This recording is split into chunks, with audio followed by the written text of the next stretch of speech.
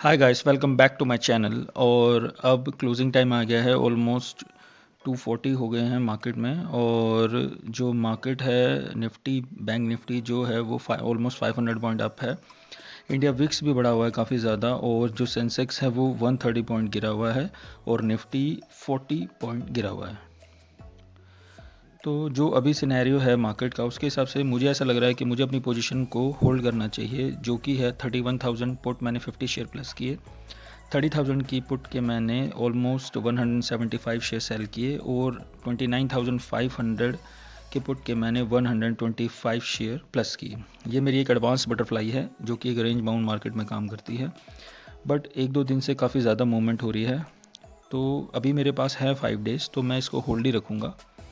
अभी मुझे because of time value, अभी मेरे पास इतना टाइम है, मुझे घबराने की बिल्कुल भी ज़रूरत नहीं है, बाज़ार कहीं भी जाए। तो देखते हैं इस आधे घंटे में क्या होता है। Keep watching.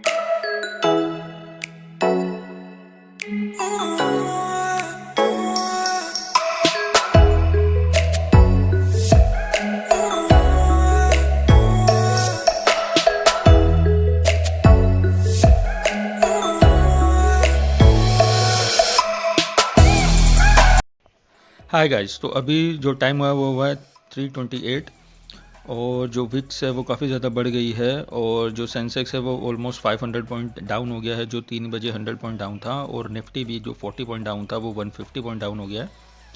और हमारा बैंक निफ्टी भी थोड़ा सा नीचे आया है, बट मैं अपनी इस पोजीशन को कैरी करूँगा, और मुझे नहीं लगता कि इस पोजीशन को भी गाड़ने की ज़रूरत है, तो इसको मैं मंडे के लिए कैरी करूँगा। Please keep watching. Thank you so much.